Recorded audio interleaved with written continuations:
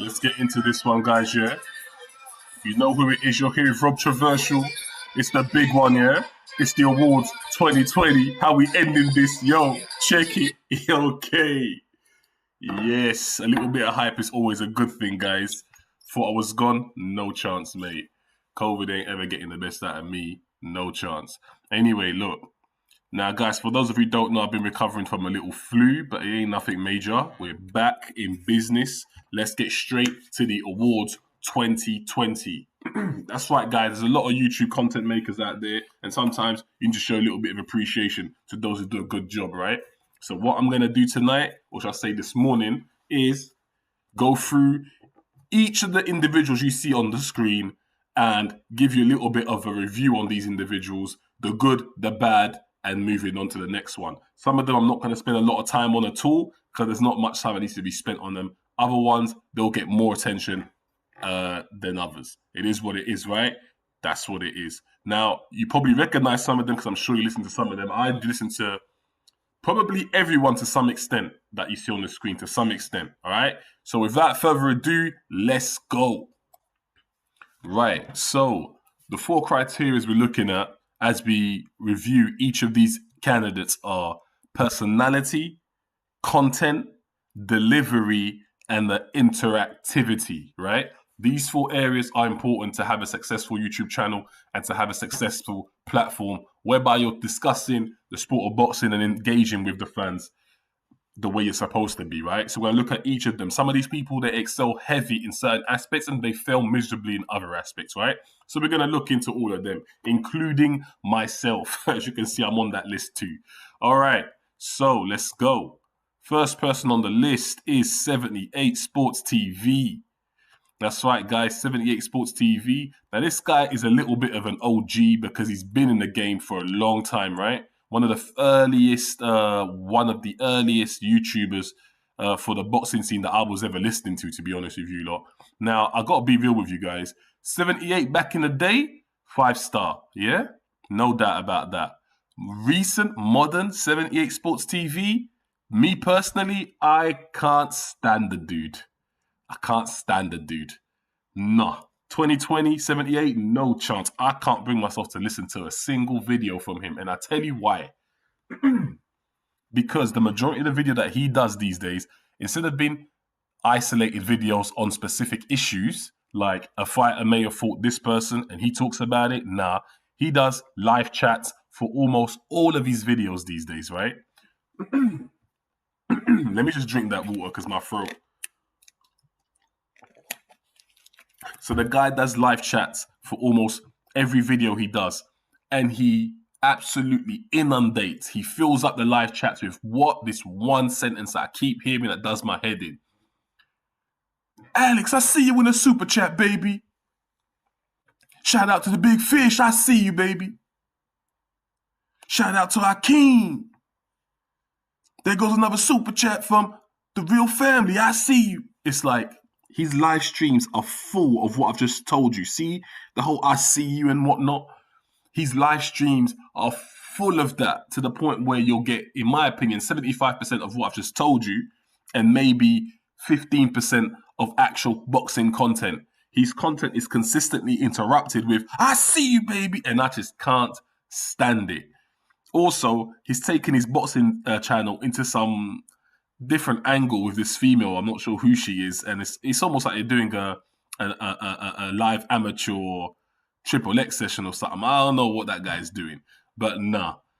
Currently, as it stands, I can't listen to 78 Sports TV. For me, the 78 that I'd liked, he's long done and dusted. He's past his time now. Cannot listen to him. I'm sorry, I can't personally. Yeah, no hate. It's just my personal critique. Yeah. So personality-wise, I actually think he's got decent personality. But he's got decent personality. His content at the moment is piss poor. So his content is just poor. Personality, I give him his marks. Content, poor. Delivery, he has good delivery. I can't take that away from him. His interactiveness, he's very interactive. He's live chats all the time. So the thing about 78, he does everything well, but his content is just piss poor at the moment. He doesn't talk. He's too busy bigging up people. Right, so let's move on. That was him, right? he got his review, and to be fair, he hasn't really got a good review 2020. He ain't winning nothing. Next. Let's keep it moving. The next person we got on the list is none other than Casual Boxing Talk. Yeah, him. Casual Boxing Talk. Now, this guy, let's get straight on with him. Now, look, I've seen a few of his videos. Some are entertaining, some are just a little bit too trollish, and I don't know if I can take him too seriously in certain videos that he does. Right, I'm in two minds about him. Sometimes I'll watch his videos and I'll be like, do you have a serious boxing channel, or is your channel more for entertainment purposes? Like, which is it? It's like, I think he's confused between the two himself. Right, but he hasn't got a bad channel. He's got potential, but let's grade him in terms of the criteria. Right, personality, I gotta give it to him. Casual Boxing Talk's got personality. There's no doubt about that. Right, he's definitely got personality. I gotta give that to him.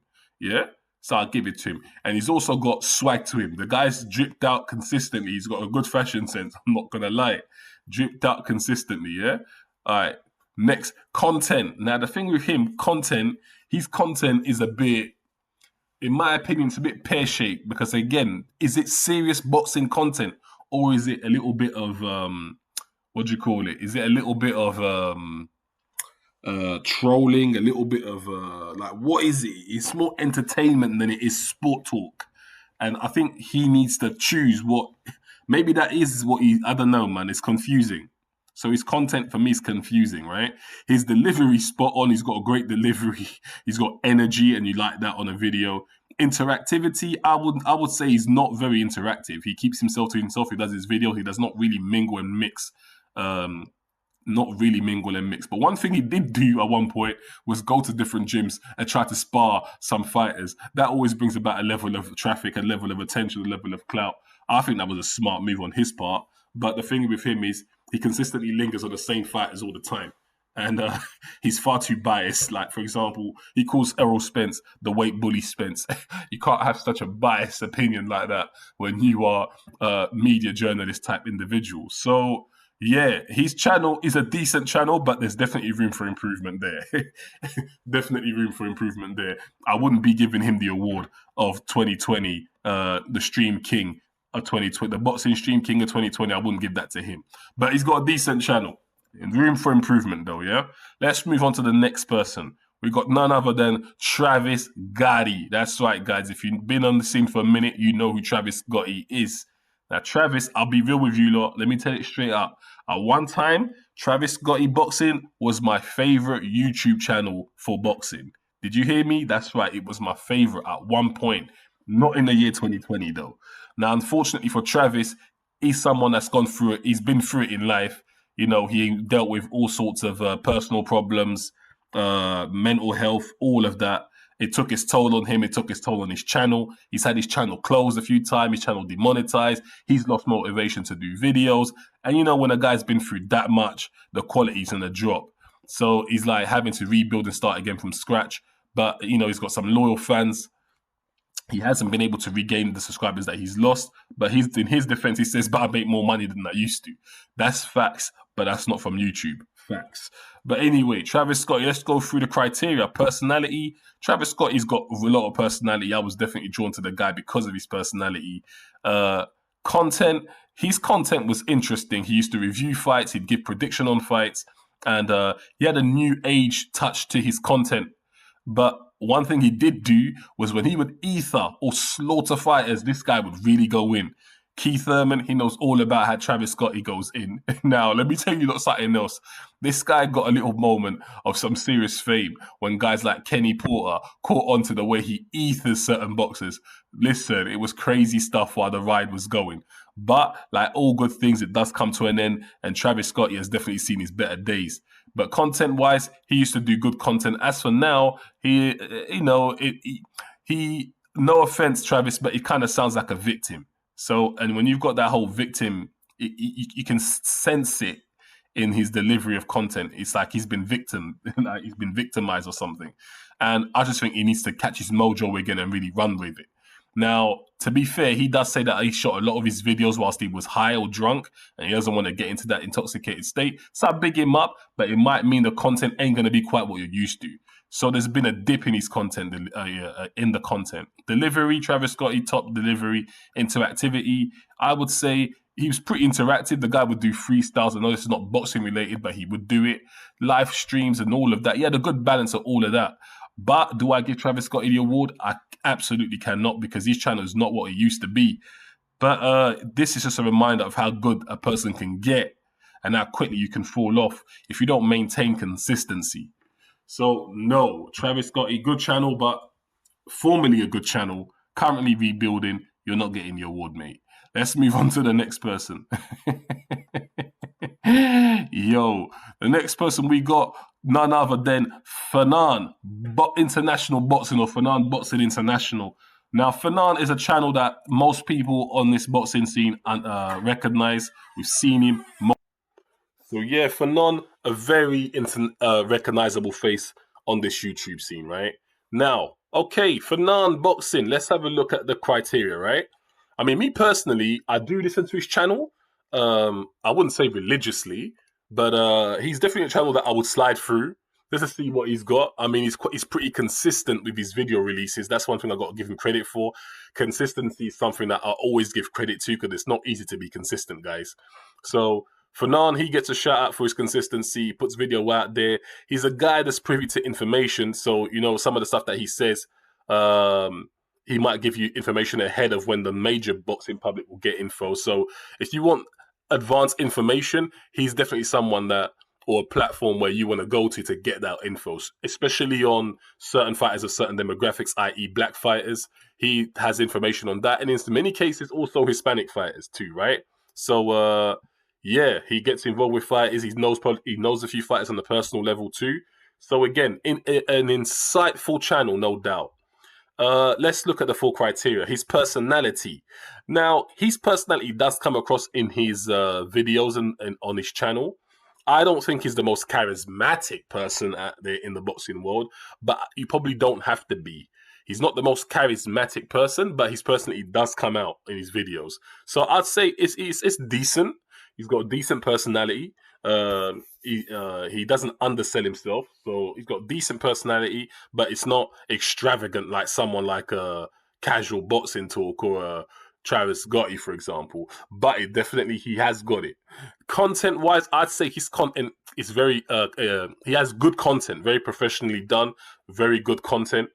I enjoy the guy's content. The only critique I would give of his content is there's no doubt about one thing when it comes to Fernan Boxing.